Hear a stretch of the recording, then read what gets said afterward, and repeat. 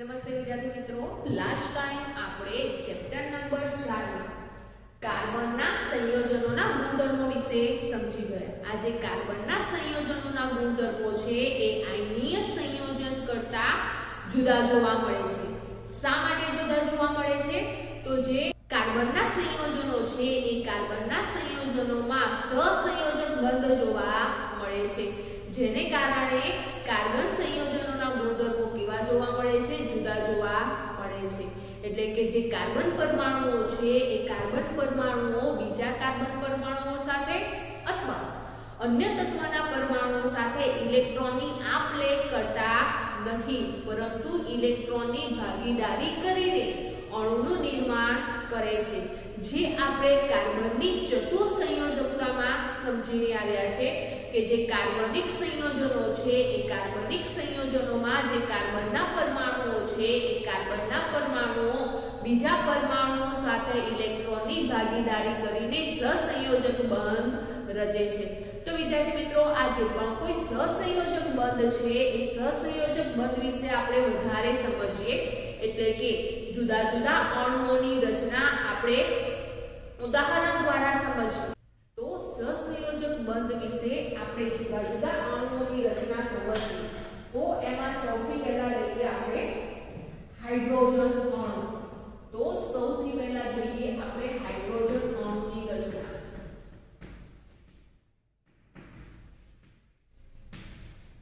હવે હાઇડ્રોજન અણુ છે તો હાઇડ્રોજન અણુની સંખ્યા શું થશે? તો જે હાઇડ્રોજન અણુ છે એ હાઇડ્રોજન અણુની સંખ્યા થાય છે H2.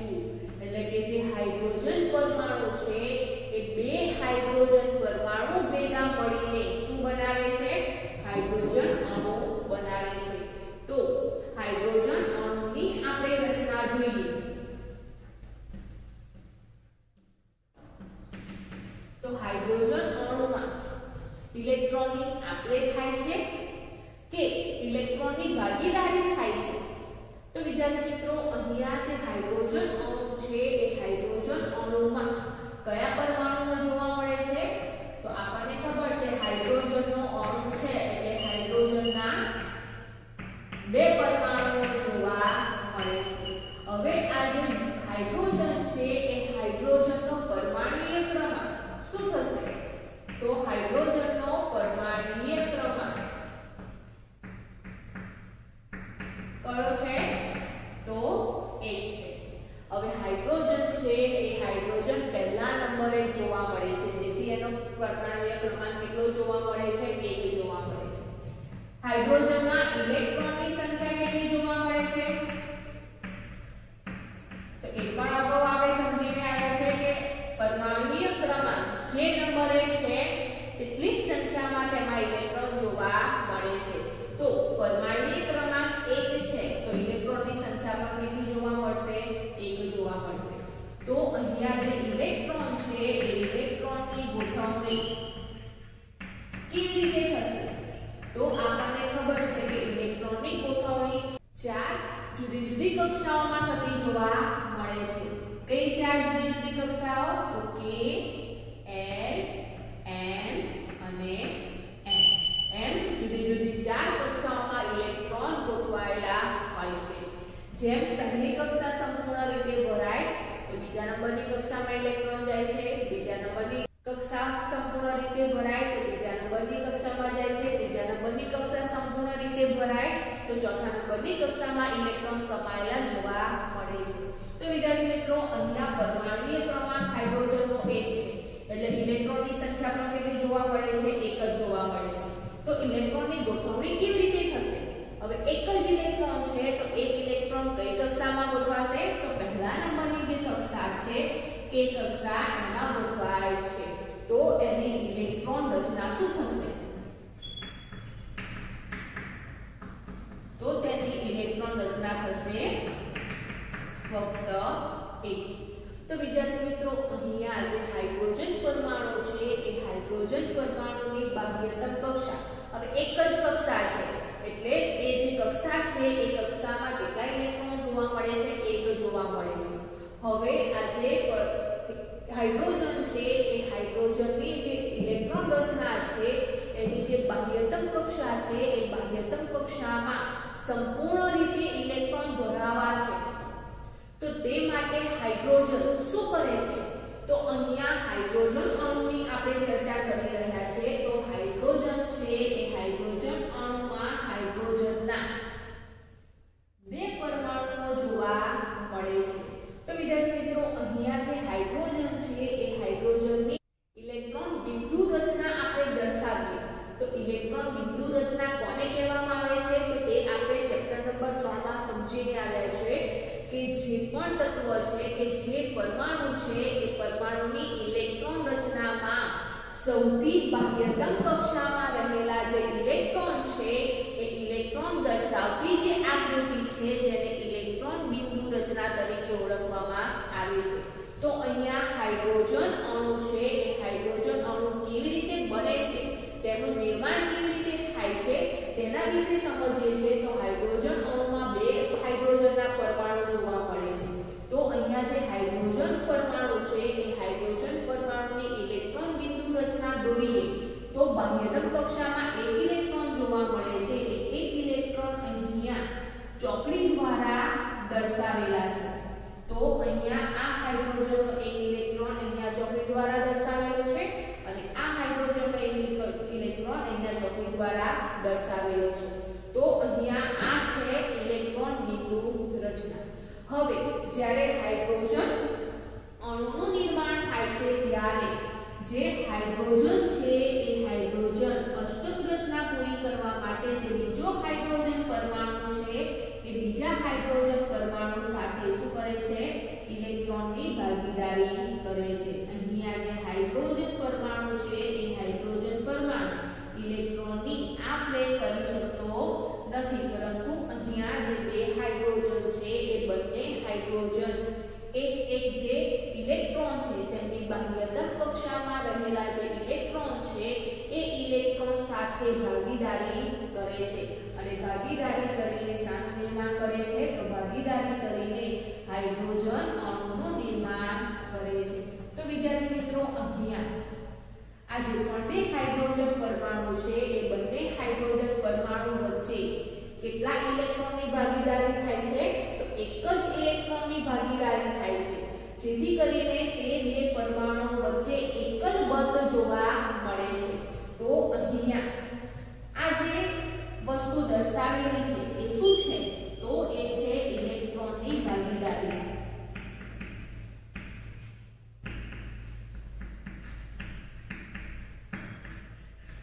રચાતો બંધ તો અહીંયા આ જે છે ઇલેક્ટ્રોનની ભાગીદારીથી રચાતો બંધ એટલે કે સહસંયોજક બંધ છે અને ઇલેક્ટ્રોન એક ઇલેક્ટ્રોનની ભાગીદારી કરે છે માટે હાઇડ્રોજન પરમાણુ વચ્ચે કેવો બંધ જોવા મળે છે તો અહીંયા જે બંધ છે એ બંધને આડી રેખા દ્વારા દર્શાવવામાં આવે છે અને એ કેવો જોવા મળે છે એકલ બંધ છે એટલે કે એક બંધ જોવા મળે છે તો અહીંયા જે હાઇડ્રોજન છે એ હાઇડ્રોજન અણુનું રચના કેવી રીતે થાય છે તો હાઇડ્રોજન અણુની રચના જે બે હાઇડ્રોજન પરમાણુ છે બંને હાઇડ્રોજન પરમાણુમાં બાહ્યતમ કક્ષામાં એક ઇલેક્ટ્રોન જોવા મળે છે હવે હાઇડ્રોજન અણુના નિર્માણ વખતે જે બે હાઇડ્રોજન પરમાણુ છે બંને હાઇડ્રોજન પરમાણુ બંને એકબીજાના એક ઇલેક્ટ્રોન સાથે શું કરે છે ભાગીદારી કરે છે અને હાઇડ્રોજન અણુનું નિર્માણ કરે છે હવે જેટલા ઇલેક્ટ્રોનની ભાગીદારી કરે છે તે પ્રમાણે એ અણુમાં સહસંયોજક બંધની સંખ્યા જોવા મળે છે તો અહીંયા હાઇડ્રોજન અણુમાં એક ઇલેક્ટ્રોનની ભાગીદારી થાય છે માટે સહસંયોજક બંધ કેટલો જોવા મળે છે એક જ બંધ જોવા મળે છે એટલે કે એકલ બંધ જોવા મળે છે તો આમ જે હાઇડ્રોજન અણુ છે એ હાઇડ્રોજન અણુની જે અષ્ટક રચના છે એ હિલિયમ જેવી પ્રાપ્ત થતી જોવા મળે છે તો આમ જે હાઇડ્રોજન અણુ છે એ હાઇડ્રોજન અણુમાં નિષ્ક્રિય વાયુ હિલિયમ જેવી અષ્ટક રચના પ્રાપ્ત કરે છે કેવી રીતે કરે છે તો બે હાઇડ્રોજન પરમાણુઓ એકબીજા સાથે ઇલેક્ટ્રોનની ભાગીદારી કરે છે અને હિલિયમ જેવી અષ્ટક રચના પ્રાપ્ત કરે છે તેવી જ રીતે બીજું ઉદાહરણ જોઈએ વિદ્યાર્થી મિત્રો બીજું ઉદાહરણ છે ક્લોરીન અણુ. ક્લોરીન અણુ, હવે ક્લોરીન અણુ છે તો ક્લોરીનના કેટલા પરમાણુઓ જોવા મળે છે? તો અહીંયા ક્લોરીન અણુમાં ક્લોરીનના 2 પરમાણુઓ જોવા મળે છે. હવે આ જે કોઈ ક્લોરીન અણુ છે એનો પરમાણુય ક્રમાંક કયો છે? તો ક્લોરીન છે એ ક્લોરીનનો પરમાણુય ક્રમાંક છે 17. તો તેની ઇલેક્ટ્રોનની સંખ્યા કેટલી થશે? તો આપણને ખબર છે કે ક્લોરીન છે એ ક્લોરીન 17મા નંબર પર જોવા મળે છે, જેથી તેનો પરમાણુય ક્રમાંક 17 છે. તો ઇલેક્ટ્રોનની સંખ્યા પણ કેટલી થશે? તો ઇલેક્ટ્રોનની સંખ્યા પણ 17 થાય છે. હવે ઇલેક્ટ્રોનની ગોઠવણી જોઈએ. તો ઇલેક્ટ્રોન કેવી રીતે ગોઠવાય છે? તો આપણને ખબર છે 4 કક્ષાઓ જોવા મળે છે. હવે ચારે કક્ષાઓમાં ઇલેક્ટ્રોન કેવી રીતે ગોઠવાશે? તો સૌથી પહેલી કક્ષામાં કેટલા ઇલેક્ટ્રોન જોવા મળે છે? તો વધુમાં વધુ 2 ઇલેક્ટ્રોન સમાય છે. તો પહેલી કક્ષામાં વધુમાં વધુ 2 ઇલેક્ટ્રોન સમાઈ ગયા છે. હવે બાકી કેટલા ઇલેક્ટ્રોન છે? તો હવે 17 માંથી 2 ઇલેક્ટ્રોન તો સમાઈ ગયા છે, બાકી કેટલા જોવા મળે છે? તો બાકી 15 ઇલેક્ટ્રોન જોવા મળે છે. હવે આ જે બાકી રહેલા 15 ઇલેક્ટ્રોન છે એ કઈ કક્ષામાં સમાશે? તો બીજા નંબરની કક્ષા છે એ બીજા નંબરની કક્ષામાં વધુમાં વધુ 8 ઇલેક્ટ્રોન સમાવી શકાય છે. તો જે બાકી રહેલા 15 ઇલેક્ટ્રોન છે એ 15 ઇલેક્ટ્રોનમાંથી જે 8 ઇલેક્ટ્રોન છે એ 8 ઇલેક્ટ્રોન ક્યાં સમાય છે? તો બીજા નંબરની કક્ષામાં સમાય છે. હવે અહીંયા પહેલી કક્ષામાં 2, બીજા નંબરની કક્ષામાં 8 ઇલેક્ટ્રોન સમાય છે, એટલે કુલ 10 ઇલેક્ટ્રોન સમાઈ ગયા છે. બાકી કેટલા ઇલેક્ટ્રોન વધે છે? તો બાકી 7 ઇલેક્ટ્રોન જોવા મળે છે. તો 7 ઇલેક્ટ્રોન કઈ કક્ષામાં સમાશે? તો ત્રીજા નંબરની જે m કક્ષા છે એમાં 7 ઇલેક્ટ્રોન સમાયેલા જોવા મળે છે. તો આ પરથી ઇલેક્ટ્રોનની ગોઠવણી કેવી, ઇલેક્ટ્રોનની રચના શું થશે? તો આ પરથી ઇલેક્ટ્રોનની રચના થશે 2, 8, 7. હવે વિદ્યાર્થી મિત્રો અહીંયા જે ક્લોરીન પરમાણુ છે એ ક્લોરીન પરમાણુની બાહ્યતમ કક્ષામાં કેટલા ઇલેક્ટ્રોન જોવા મળે છે? તો અહીંયા આ છે બાહ્યતમ કક્ષા.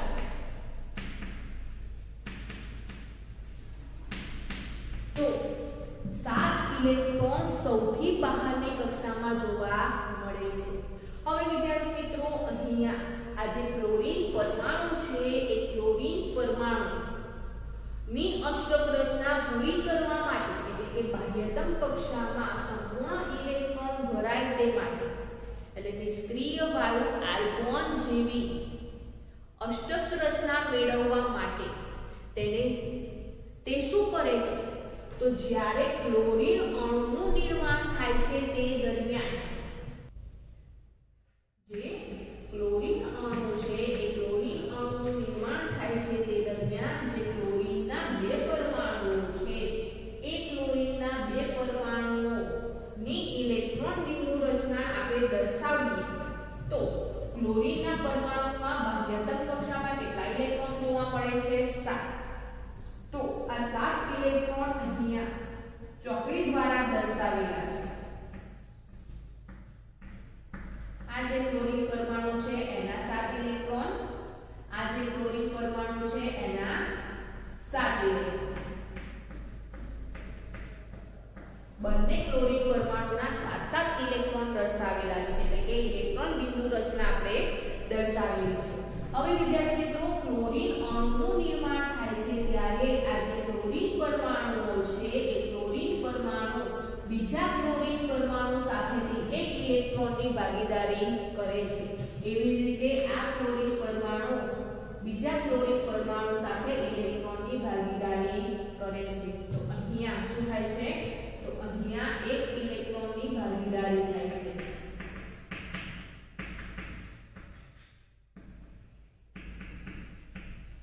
તો આ ક્લોરીન પરમાણુ છે એ ક્લોરીન પરમાણુ પણ પોતાની અષ્ટક રચના પૂર્ણ કરવા માટે એટલે કે આર્ગોન જેવી અષ્ટક રચના પૂર્ણ કરવા માટે ક્લોરીન અણુમાં રહેલો જે બીજો ક્લોરીન પરમાણુ છે તેની સાથે એક જે ઇલેક્ટ્રોન છે એ એક ઇલેક્ટ્રોનની ભાગીદારી કરે છે. તો વિદ્યાર્થી મિત્રો અહીંયા જે એક ઇલેક્ટ્રોનની ભાગીદારી થાય છે જેથી કરીને તે આર્ગોન જેવી અષ્ટક રચના પ્રાપ્ત કરે છે. એટલે કે અહીંયા એક ઇલેક્ટ્રોનની જરૂર હતી તો એક ઇલેક્ટ્રોન ક્યાંથી મેળવે છે તો બીજો જે ક્લોરીન પરમાણુ છે તેની સાથે ભાગીદારી કરે છે અને એક ઇલેક્ટ્રોન મેળવે છે જેથી કરીને તેની અષ્ટક રચના 2 8 8 જોવા મળે છે અને કયા વાયુ જેવી જોવા મળે છે તો નિષ્ક્રિય વાયુ આર્ગોન જેવી જોવા મળે છે.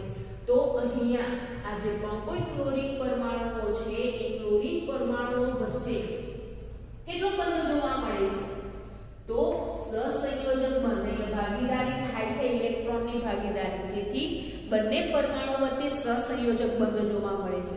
હવે સહસંયોજક બંધની સંખ્યા કેટલી છે તો ક્લોરીન પરમાણુ વચ્ચે એક ઇલેક્ટ્રોનની ભાગીદારી થાય છે માટે ક્લોરીન પરમાણુ વચ્ચે સહસંયોજક બંધ કેવો જોવા મળે છે એકલ બંધ જોવા મળે છે. ક્લોરીન પરમાણુ વચ્ચે પણ એક જ સહસંયોજક બંધ જોવા મળે છે. તો વિદ્યાર્થી મિત્રો અહીંયા હાઇડ્રોજન અણુ છે એ હાઇડ્રોજન અણુમાં સહસંયોજક બંધ જોવા મળે છે કે હાઇડ્રોજન પરમાણુ વચ્ચે સહસંયોજક બંધ જોવા મળે છે. તેવી જ રીતે ક્લોરીન અણુ છે એ ક્લોરીન અણુમાં પણ ક્લોરીન પરમાણુ અને ક્લોરીન પરમાણુ વચ્ચે પણ સહસંયોજક બંધ જોવા મળે છે અને હાઇડ્રોજન અણુ અને ક્લોરીન અણુ બંનેમાં સહસંયોજક બંધની સંખ્યા કેટલી જોવા મળે છે તો બંનેમાં સહસંયોજક બંધની સંખ્યા 1 જોવા મળે છે. તેવી જ રીતે વિદ્યાર્થી મિત્રો જોઈએ જે એમોનિયા અણુ છે એ એમોનિયા અણુની રચના. તો હવે જોઈએ આપણે એમોનિયા અણુની રચના અને તેવી જ રીતે પાણીના અણુની રચના. તો જે એમોનિયા અણુ છે એ એમોનિયા અણુનું સૂત્ર શું થાય છે તો જે એમોનિયા છે એ એમોનિયાનું સૂત્ર થશે NH3. તો એની રચના જોઈએ અને તેવી જ રીતે સાથે સાથે લઈએ આપણે પાણી. તો પાણીનું સૂત્ર શું થશે H2O ની રચના જોઈએ. તો સૌથી પહેલા તો વિદ્યાર્થી મિત્રો અહીંયા જે એમોનિયા ની રચના સમજીએ છે એમાં સૌથી પહેલા મધ્યસ્થ પરમાણુ કયો છે તો અહીંયા આપણે કહી શકીએ કે અહીંયા બે પરમાણુઓ જોવા મળે છે. કયા બે પરમાણુઓ નાઇટ્રોજન પરમાણુ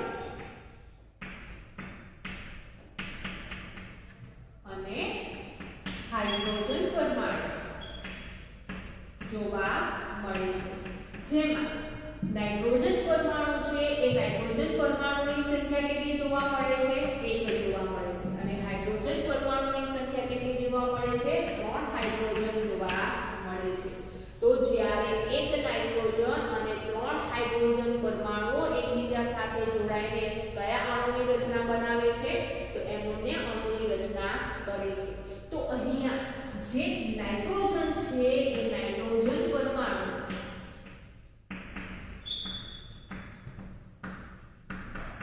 મધ્યસ્થ પરમાણુ છે એટલે કે 3 હાઇડ્રોજન છે એ 3 હાઇડ્રોજન કોની સાથે જોડાય છે તો નાઇટ્રોજન સાથે જોડાય છે જેથી નાઇટ્રોજન પરમાણુ છે એ મધ્યસ્થ પરમાણુ છે. તો અહીંયા આપણે નાઇટ્રોજનની વાત કરીએ તો નાઇટ્રોજનનો પરમાણુ ક્રમાંક કયો છે તો નાઇટ્રોજન છે એ નાઇટ્રોજનનો પરમાણુ ક્રમાંક છે 7. તેવી જ રીતે ઇલેક્ટ્રોનની સંખ્યા તો ઇલેક્ટ્રોનની સંખ્યા પણ કેટલી છે 7 છે. હવે ઇલેક્ટ્રોનની ગોઠવણી જોઈએ તો ઇલેક્ટ્રોનની ગોઠવણીમાં 7 ઇલેક્ટ્રોન કેવી રીતે ગોઠવાય છે તો સૌથી પહેલી કક્ષામાં 2 ઇલેક્ટ્રોન ગોઠવાય છે. બાકી કેટલા ઇલેક્ટ્રોન રહે છે તો બાકી 5 ઇલેક્ટ્રોન રહે છે. તો શું બનશે? તો જે નાઇટ્રોજન છે એ નાઇટ્રોજનની ઇલેક્ટ્રોન રચના જોઈએ આપણે તો શું થશે? 2 5 થાય છે, જેમાં બાહ્યતમ કક્ષામાં કેટલા ઇલેક્ટ્રોન જોવા મળે છે? તો બાહ્યતમ કક્ષામાં 5 ઇલેક્ટ્રોન જોવા મળે છે. હવે અહીંયા જે નાઇટ્રોજન છે એ નાઇટ્રોજનના પરમાણુને સંપૂર્ણ રીતે ઇલેક્ટ્રોન ભરાવા છે. જે બાહ્યતમ કક્ષા છે એ બાહ્યતમ કક્ષામાં સંપૂર્ણ રીતે ઇલેક્ટ્રોન ભરાય તે માટે તે શું કરે છે? તો અહીંયા આપણે એમોનિયા અણુની રચના સમજીએ છીએ. તો જે નાઇટ્રોજન છે એ નાઇટ્રોજન મધ્યસ્થ પરમાણુ છે. તેની સાથે જે નાઇટ્રોજનની ઇલેક્ટ્રોન બિંદુ રચના આપણે દર્શાવીએ તો બાહ્યતમ કક્ષામાં કેટલા ઇલેક્ટ્રોન જોવા મળે છે? તો બાહ્યતમ કક્ષામાં 5 ઇલેક્ટ્રોન જોવા મળે છે. તો વિદ્યાર્થી મિત્રો અહીંયા આપણે 5 ઇલેક્ટ્રોન નાઇટ્રોજનના દર્શાવી દીધા છે. હવે એમોનિયા અણુની જ્યારે રચના થાય છે તે દરમિયાન આ જે નાઇટ્રોજન પરમાણુ છે એ નાઇટ્રોજન પરમાણુ શું કરે છે? તો જે 3 હાઇડ્રોજન પરમાણુઓ છે એ 3 હાઇડ્રોજન પરમાણુના જે એક ઇલેક્ટ્રોન છે એ એક ઇલેક્ટ્રોન સાથે ભાગીદારી કરે છે. તો અહીંયા જે હાઇડ્રોજન છે એ હાઇડ્રોજન નાઇટ્રોજનના એક ઇલેક્ટ્રોન સાથે ભાગીદારી કરે છે અને જે નાઇટ્રોજન છે એ નાઇટ્રોજન પણ શું કરે છે? તો નાઇટ્રોજન છે એ નાઇટ્રોજન પણ હાઇડ્રોજનના એક ઇલેક્ટ્રોન સાથે શું કરે છે? ભાગીદારી કરે છે. તો અહીંયા તમે જોઈ શકો છો કે જે નાઇટ્રોજન પરમાણુ છે એ નાઇટ્રોજન પરમાણુ જે 3 હાઇડ્રોજન પરમાણુ છે એ ત્રણેય હાઇડ્રોજન પરમાણુના એક ઇલેક્ટ્રોન સાથે ભાગીદારી કરે છે અને તેની બાહ્યતમ કક્ષા સંપૂર્ણ રીતે ભરાય છે, જેથી કરીને તેની ઇલેક્ટ્રોન રચના નિષ્ક્રિય વાયુ નિયોન જેવી જોવા મળે છે. તો અહીંયા નાઇટ્રોજન છે એ નાઇટ્રોજનની બાહ્યતમ કક્ષામાં 5 ઇલેક્ટ્રોન છે, પરંતુ એ બાકીના 3 હાઇડ્રોજન પરમાણુ સાથે 3 ઇલેક્ટ્રોનની ભાગીદારી કરે છે, જેથી કરીને તેની અષ્ટક રચના નિયોન જેવી બને છે. જ્યારે હાઇડ્રોજન પરમાણુ છે એ હાઇડ્રોજન પરમાણુની અષ્ટક રચના કોના જેવી પ્રાપ્ત થશે? તો ઇલેક્ટ્રોનની ભાગીદારી દ્વારા જે હાઇડ્રોજન પરમાણુ છે એ હાઇડ્રોજન પરમાણુની ઇલેક્ટ્રોન રચના નિષ્ક્રિય વાયુ હિલિયમ જેવી પ્રાપ્ત થતી જોવા મળે છે. એટલે કે નાઇટ્રોજન છે એની 2 8 થશે, જે નિષ્ક્રિય વાયુ નિયોન જેવી રચના પ્રાપ્ત કરે છે, અને જે હાઇડ્રોજન છે હાઇડ્રોજનની ઇલેક્ટ્રોન રચના 2 જોવા મળશે, જે નિષ્ક્રિય વાયુ હિલિયમ જેવી છે. તો વિદ્યાર્થી મિત્રો અહીંયા આ જે પણ કોઈ 3 જગ્યા તમને જોવા મળે છે જ્યાં ઇલેક્ટ્રોનની ભાગીદારી થતી જોવા મળે છે. તો અહીંયા જે નાઇટ્રોજન છે એ નાઇટ્રોજન મધ્યસ્થ પરમાણુ છે, તેની આજુબાજુ 3 હાઇડ્રોજન જોડાય છે. તો અહીંયા નાઇટ્રોજન અને હાઇડ્રોજન વચ્ચે સહસંયોજક બંધ બને છે, અને સહસંયોજક બંધની રચના કેટલી જોવા મળે છે? તો અહીંયા નાઇટ્રોજન અને જે હાઇડ્રોજન છે એની વચ્ચે એક ઇલેક્ટ્રોનની ભાગીદારી થાય છે, માટે સહસંયોજક બંધ કેવો જોવા મળે છે? એકલ બંધ જોવા મળે છે. તો આમ નાઇટ્રોજન અને હાઇડ્રોજન પરમાણુઓ વચ્ચે પણ સહસંયોજક બંધ રચાય છે અને એમોનિયા અણુની રચના થતી જોવા મળે છે. તેવી જ રીતે અહીંયા આપણે પાણીનું ઉદાહરણ સમજીએ. તો પાણી છે એ પાણીમાં કયા પરમાણુઓ જોવા મળે છે? તો પાણી છે એ પાણીમાં ઓક્સિજન પરમાણુ,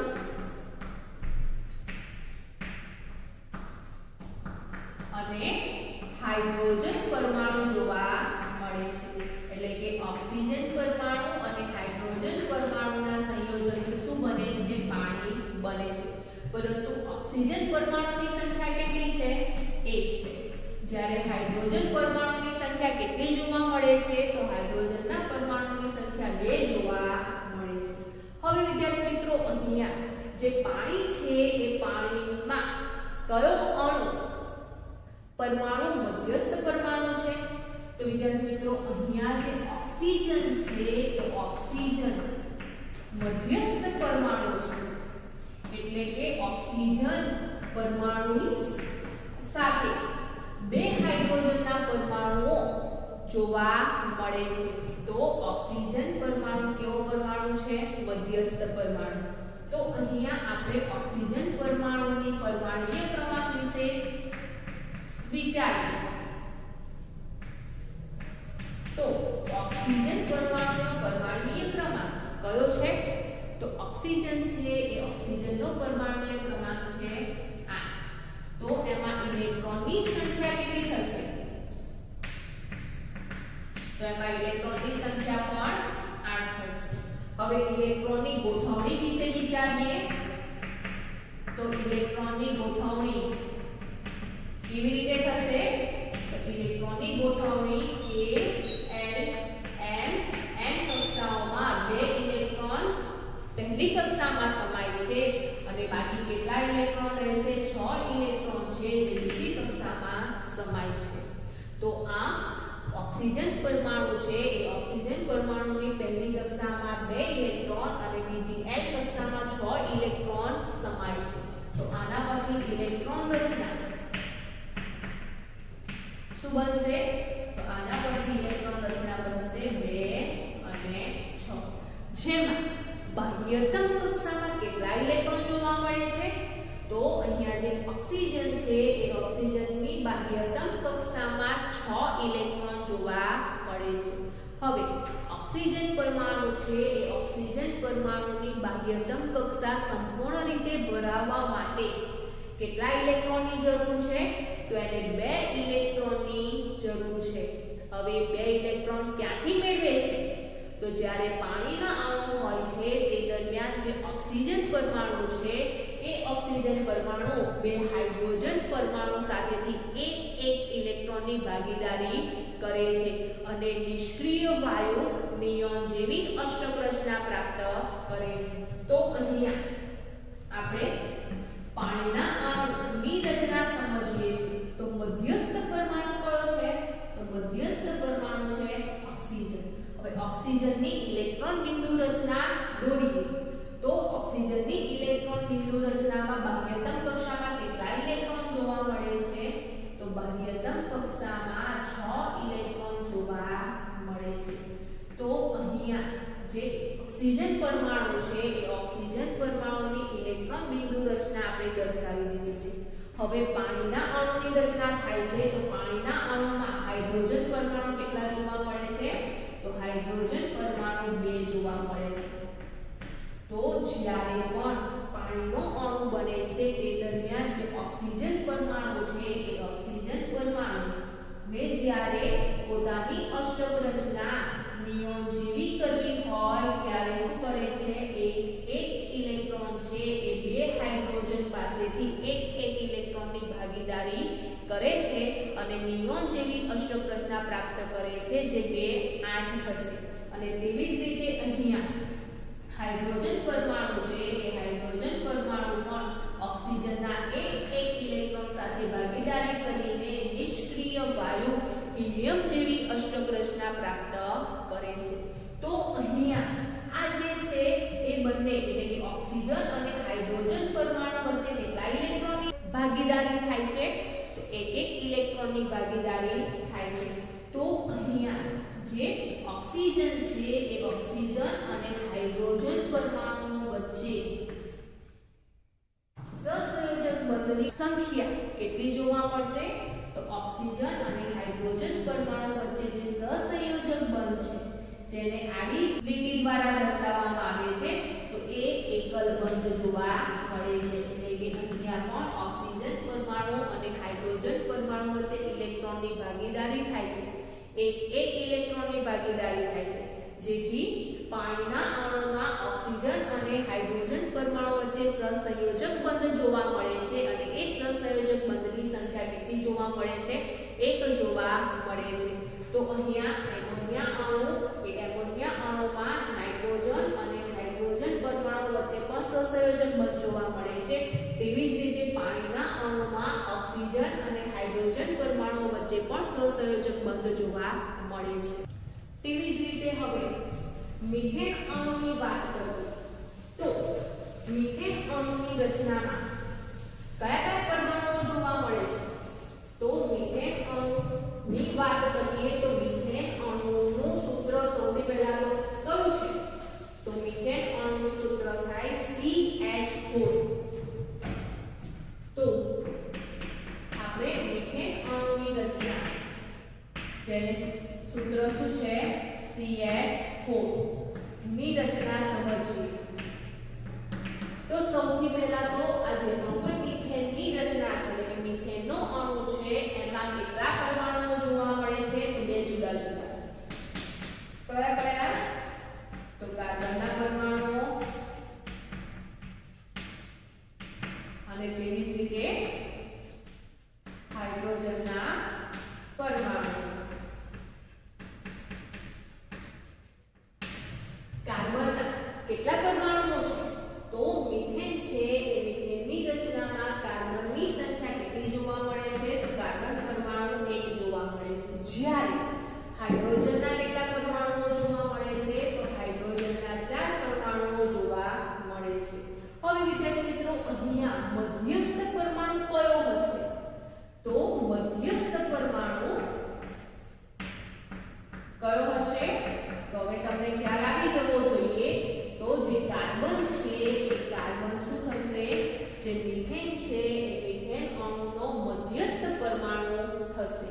તો આ જે કાર્બન છે એ કાર્બનનો પરમાણુય ક્રમાંક કયો છે?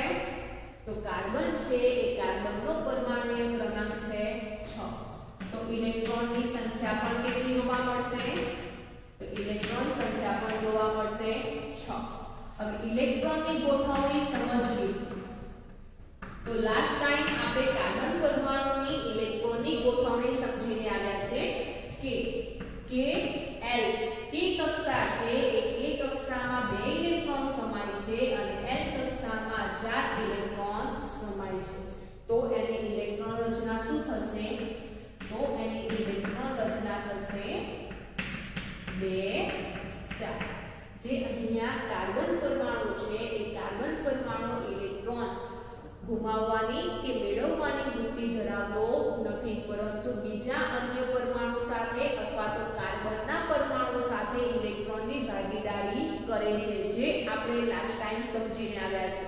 તો અહીંયા જે કાર્બન છે એ કાર્બનની ઇલેક્ટ્રોન રચનામાં બાહ્યતમ કક્ષામાં કેટલા ઇલેક્ટ્રોન જોવા મળે છે? 4 ઇલેક્ટ્રોન જોવા મળે છે.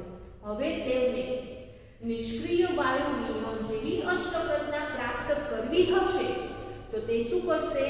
તો તે બાકીના જે 4 હાઇડ્રોજન છે એ 4 હાઇડ્રોજન પાસેથી એક ઇલેક્ટ્રોનની ભાગીદારી કરે છે.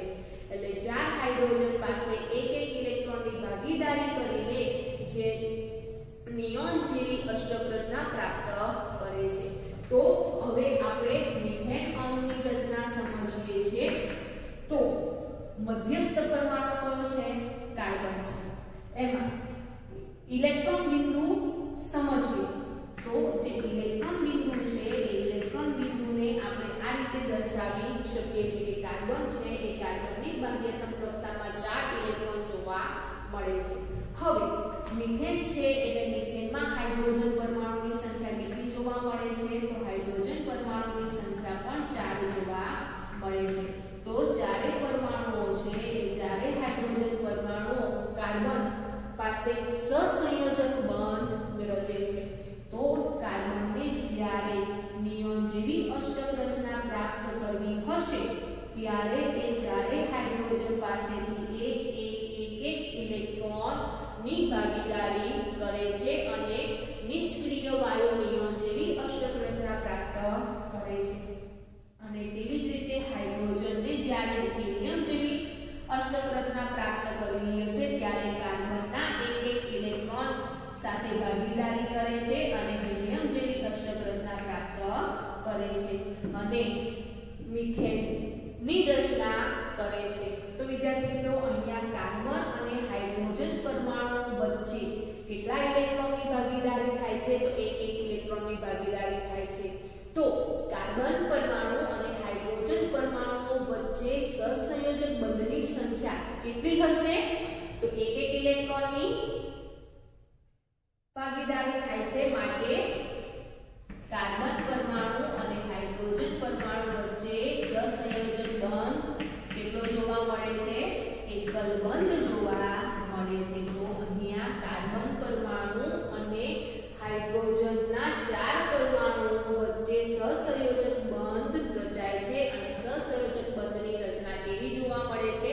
એક જોવા મળે છે અને મિથેનની રચના બને છે. ત્યાર પછી જોઈએ વિદ્યાર્થી મિત્રો, હવે ઓક્સિજન અણુ.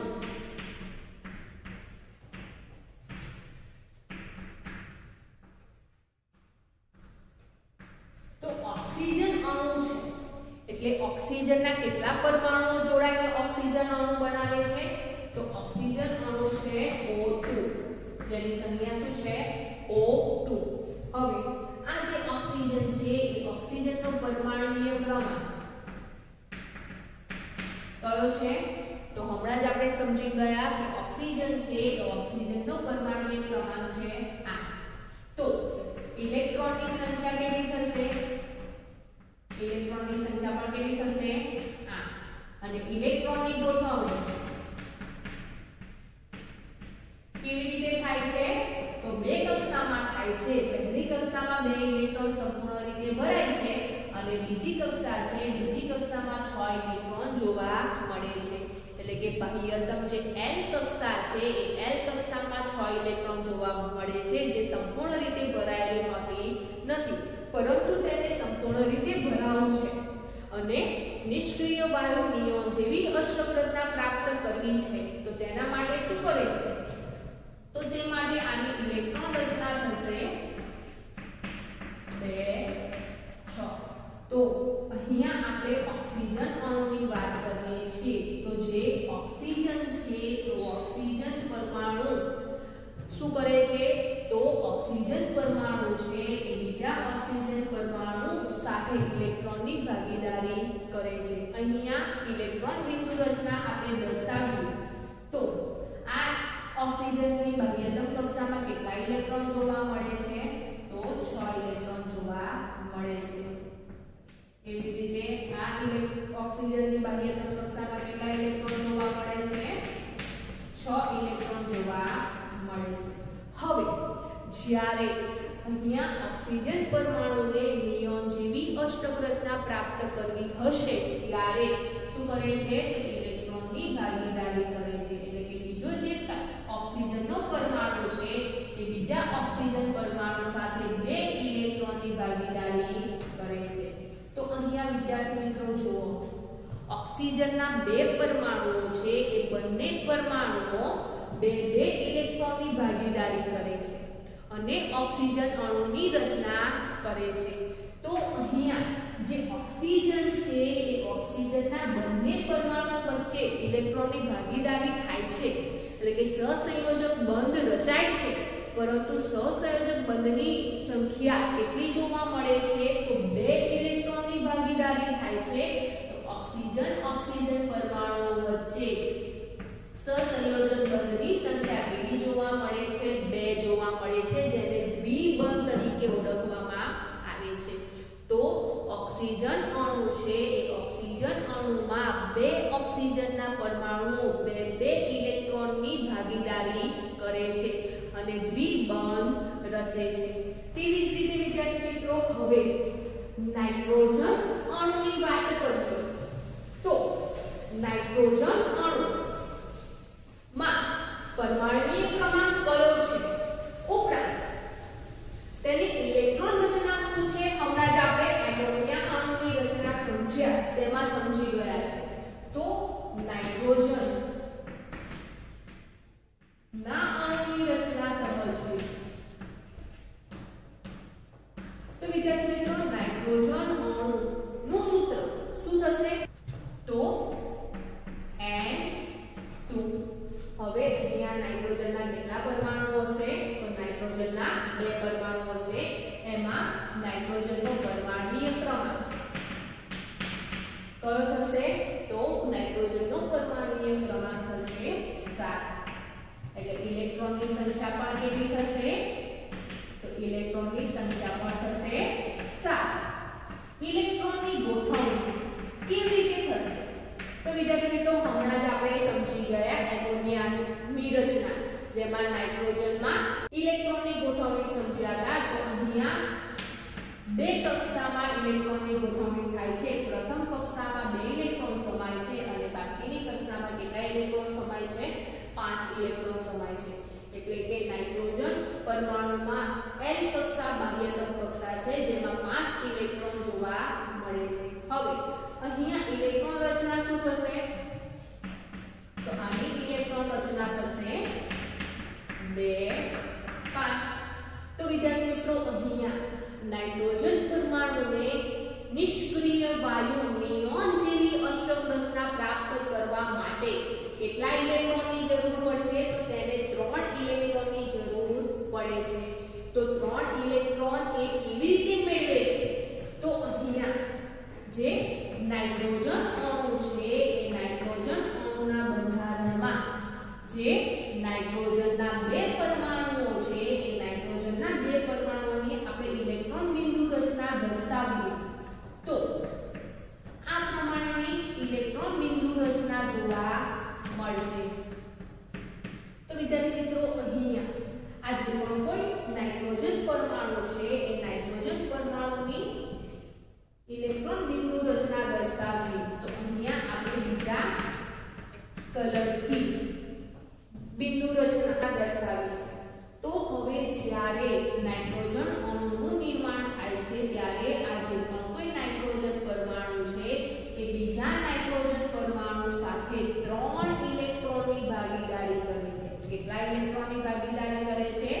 તો 3 ઇલેક્ટ્રોનની ભાગીદારી કરે છે તો અહીંયા આ જે નાઇટ્રોજન છે એ નાઇટ્રોજનને જ્યારે નિયોન જેવી અષ્ટક રચના પ્રાપ્ત કરવી હશે ત્યારે બાકીનો જે નાઇટ્રોજન પરમાણુ છે એના 3 ઇલેક્ટ્રોન સાથે ભાગીદારી કરે છે અને નિયોન જેવી અષ્ટક રચના પ્રાપ્ત કરે છે તેવી જ રીતે આ નાઇટ્રોજન પણ બીજા નાઇટ્રોજનના 3 ઇલેક્ટ્રોન સાથે ભાગીદારી કરે છે તો આમ અહીંયા જે નાઇટ્રોજન પરમાણુ છે એમની વચ્ચે સહસંયોજન બંધ રચાય છે પણ કેટલી સંખ્યામાં રચાશે તો વિદ્યાર્થી મિત્રો અહીંયા નાઇટ્રોજન પરમાણુ વચ્ચે કેટલા ઇલેક્ટ્રોનની ભાગીદારી થાય છે તો 3 ઇલેક્ટ્રોનની ભાગીદારી થાય છે તો કેટલા બંધ રચાશે તો અહીંયા બંધની સંખ્યા થશે 3 તો નાઇટ્રોજન પરમાણુ વચ્ચે કેટલા બંધ જોવા મળે છે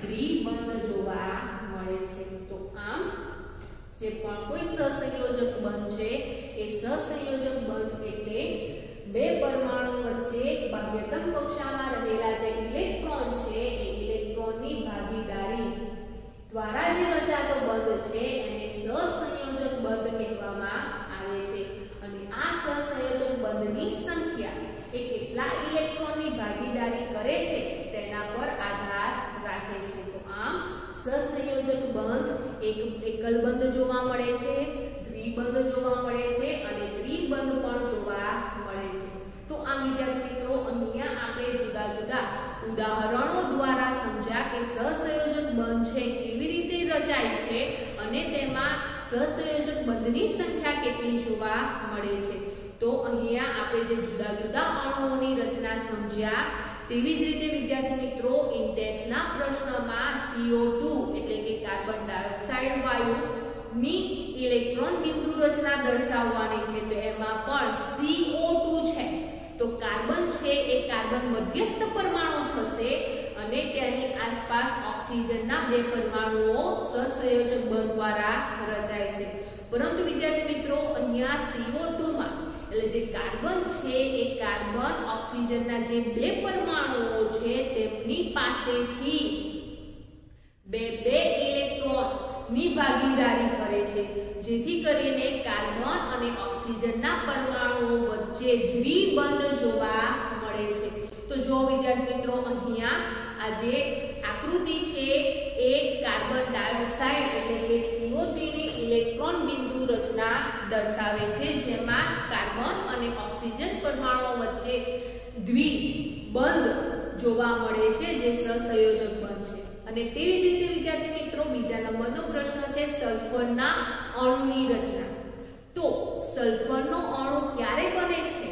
તો 8 પરમાણુઓ ભેગા મળે છે ત્યારે સલ્ફરનો એક અણુ બને છે.